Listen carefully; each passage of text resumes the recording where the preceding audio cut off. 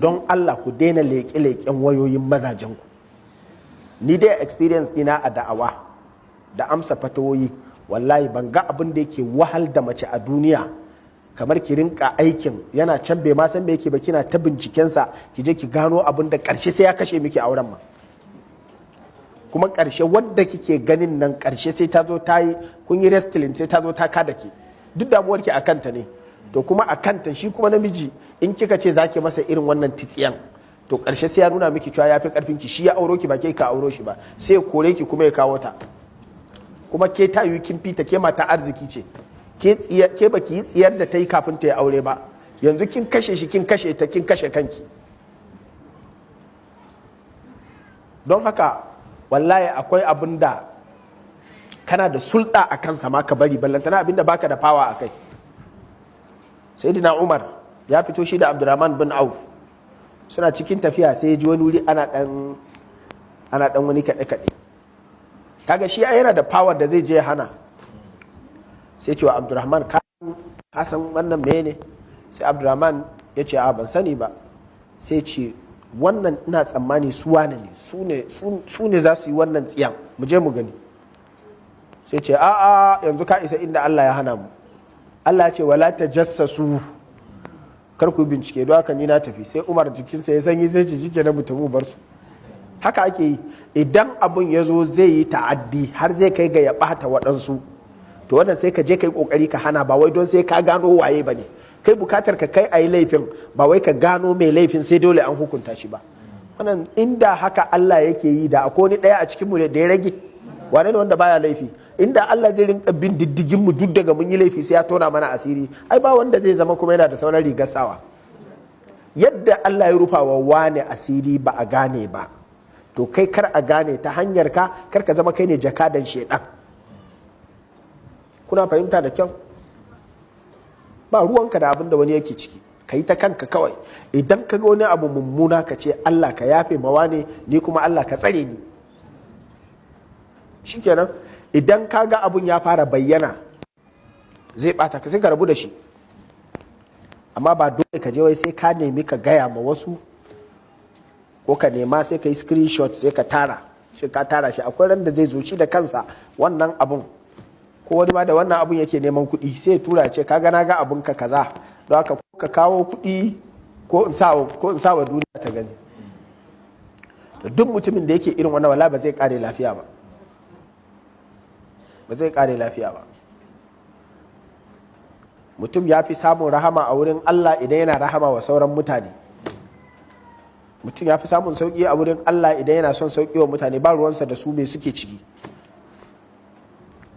Kuna fahimtar wannan da kyau? Shi ne wala tajassasu. Inda ake yin attajassus shine wanda Allah ya baka amanarsa.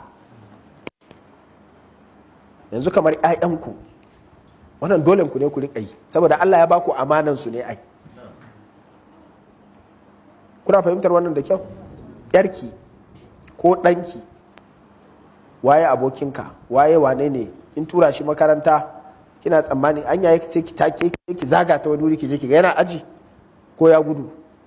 Kuna fahimta? Wace ce kawarta, kin aike ta wuri kaza, sai ki buga waya ki ji kina daidai ina yanzu, na je gidan gwaggwa ne, to mi mata mu gaisa.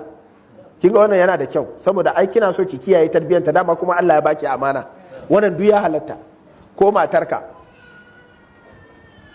ta ce za ta je unguwa sai ta je ta makara, wannan dole ka yi bincike, tunda Allah ya baka amanarta ne, tarbiyyarta tana hannunka. To amma Allah ya bada amanar miji a hannun mata ne? Allah ya bada amanar iyaye a hannun ɗansu? Allah ya bada amanar shugabanni a hannun talakawa? Saboda haka kai ba ruwanka idan kai kake ƙasa, tunda dama ko da ya ɓaci ba kai Allah zai kama ba, amma wanda idan ya ɓaci Allah zai kama ka, to dan sai ka yi bincike. Kuna fahimta? To amma shi ma wannan fa sai in ka ga wani abu ne.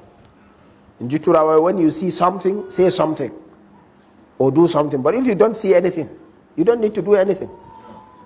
Yanzu idan matarka baka da wani tunani akan ta, na ruwanka da ɗaukan wayar ta ka duba wani abu, ba ruwanka, ta gama waya ba sai ka tsaya ka ji waye wannan ce ai kanina ne, kaninki ta ina, duk kanninki lissafa su Hassan ne ko Usaini sai an zo a'a kai ko na ce kani a gidanmu ya tashi dan babba to me hada ki da shi me yasa kawon ga chat wannan duk ba ruwanka. Duk maza masu irin wannan shi ma suna wuce gona da iri. Idan ka ga wani abun da bai dace ba,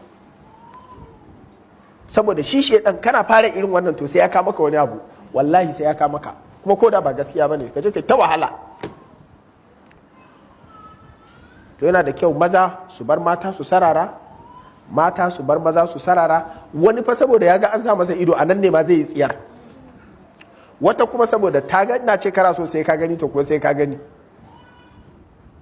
Sannan shedan yana so ya bata maka rai, ba abin da zai bata maka rai kamar wannan abin da ka sa idon, to shi kuma sai ya nuna maka wani abu sai ka gani, kuma ka isa kai fada da shedan. Kuna fahimta da kyau? Don Allah mu rika kyautata wa juna zato. Shi yasa a shari'a idan ka ga mutum yana aikata na mummuna, ka roƙi Allah ya yafe masa, kuma ka roƙi Allah kai ya rufa maka asiri, kar ka yi wannan abun. Ya fi maka akan ka ce bari sai ka ƙara, in ka ci gaba da irin haka sai an jarrabe ka wata rana kai ma sai ka fada.